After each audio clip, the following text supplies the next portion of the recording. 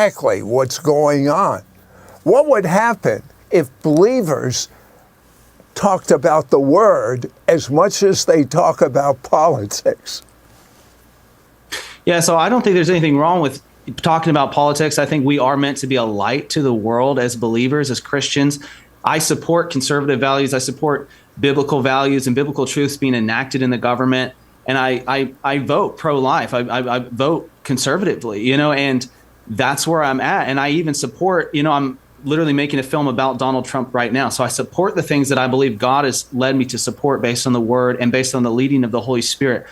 But at the same time, there's a lot of assumption that comes with that among the culture and the media and even within the church nowadays, where people assume if you say those things that you're automatically going to be pushing as far into a certain camp as possible to where you've pushed everything else out.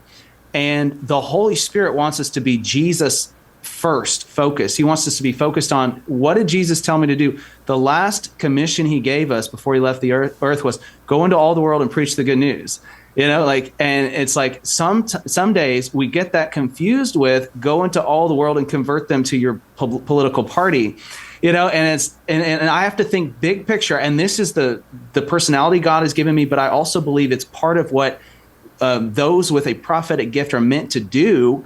And we're meant to look at things from the big picture perspective. And the question that the Lord has been prompting me to ask lately is, if I had two buttons in front of me, one button said, preach the gospel to the United States and to the world and see people come to know Jesus, or convert everybody to my political party. It's like, and if I only had one choice to make, which button would I push? And most Christians would, push that first button, but that's not necessarily what our day-to-day actions and what we say on Facebook and how we talk to our neighbor about politics is not necessarily what our actions show. We're not necessarily prioritizing that. And sometimes just the desire for our political opinions to be heard can get in the way of what the Holy Spirit is actually wanting to do and say. Now, I believe that God can use politics as a platform to preach the gospel, and I believe that God is working in the political arena, and he calls specific people to be involved in politics in major ways, and he calls everyone in the church to be involved somehow.